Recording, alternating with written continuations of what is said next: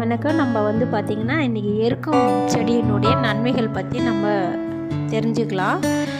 நிறைய பேர் ரொம்ப ஒரு சின்ன கால் வலினாலும் நம்ம மருத்துவர்கிட்ட போய்ட்டு நிறைய நம்ம காசு செலவு பண்ணிகிட்ருக்கோம். நம்ம வீட்டுக்கிட்ட இருக்கக்கூடிய அருகாமலே கிடைக்கக்கூடிய காசே இல்லாமல் நமக்கு எங்கே பார்த்தாலும் கிடைக்கும் இந்த எருக்கம் செடி.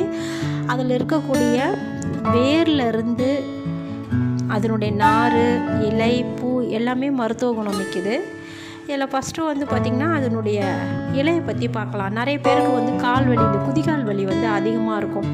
அவங்க என்ன பண்ணோன்னா அந்த எருக்கம் இலையை பறித்துன்னு செங்கலில் நல்லா சூடு பண்ணிக்கணும். செங்கலில் நம்ம தீ மூட்டி சூடு பண்ணி, முன்னாடியெல்லாம் அடுப்பு இருக்கும், கறி அடுப்பு, அதுக்குள்ளே போட்டோம்னா சூடாகிடும், தள்ளி நம்ம அது மேலே இந்த இலையை வச்சு யூஸ் பண்ணிக்கலாம். இப்போ அடுப்பு இல்லை, எல்லாமே கேஸ் ஸ்டவ் யூஸ் பண்ணுறதுனால தனியாக நம்ம ஒரு தீ மூட்டி அதில் அந்த கல்லை போட்டு நல்லா சூடானதும் அதுக்கு மேலே அந்த கல்லுக்கு மேலே ஒரு எருக்கம் இலையை வச்சு அந்த இலை மேலே நம்ம காலை வலி இருக்கிற அந்த குதிகாலை வச்சோம்னா அந்த வலி போயிடும். இப்படி நீங்கள் பண்ணிங்கனாக்கா அந்த வலி இருக்காது. அதுக்கப்புறம் பார்த்திங்கன்னா நிறைய பேருக்கு ஒற்றை தலைவலி வரும். இது ஒற்றை தலைவலி ஒரு பக்கமாகவே வலிக்கும், அது ஒற்றை தலைவலின்னு சொல்லுவாங்க. அப்போ இந்த பூவினுடைய சைடில் இருக்கிற இதழெல்லாம் எடுத்துகிட்டு நடுவில் அப்படியே முத்து மாதிரி இருக்கும் பாருங்கள், அதை எடுத்து எந்த பக்கம் வலி இருக்கோ அந்த மூக்கு துவாரத்தில் அந்த பூவை வச்சு வலி இருக்கிற அந்த புருவத்து மேலே இருக்கிற நரம்பை அப்படியே தடவி எடுத்துகிட்டு மூக்கு கிட்ட அப்படியே விடணும், தடவி விடணும். விட்டுட்டு இந்த பூவை தட்டினே இருந்தோம்னா அந்த கெட்ட ரத்தம் லைட்டாக வரும். அப்படி வலி இருக்கும்போது தான் செய்யணும், இதை வலி இல்லாத போது செய்யக்கூடாது, அப்போ தான் அது வரும்.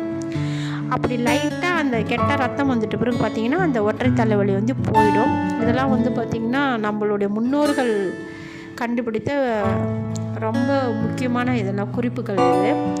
அதுக்கப்புறம் பார்த்திங்கன்னா இந்த அதனுடைய நார், அது ரொம்ப நல்லது உடம்புக்கு.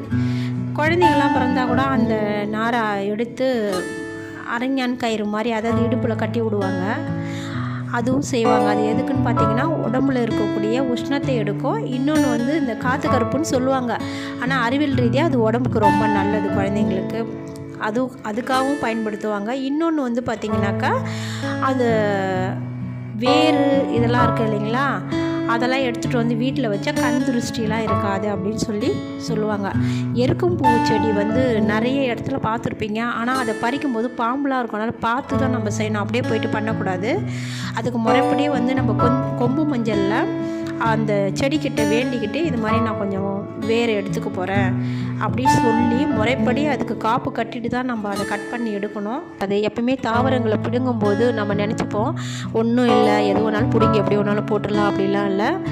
அதுக்கு முறைப்படி நம்ம அவங்கக்கிட்ட பர்மிஷன் கேட்டுன்னு தான் செய்யணும். அதுதான் முறை, அது தாவர தோஷம்னு சொல்லுவாங்க. அதனால தான் இந்த மாதிரி காப்பு கட்டிட்டு நம்ம அந்த வேரை எடுக்கணும் அப்படின்னு சொல்கிறது.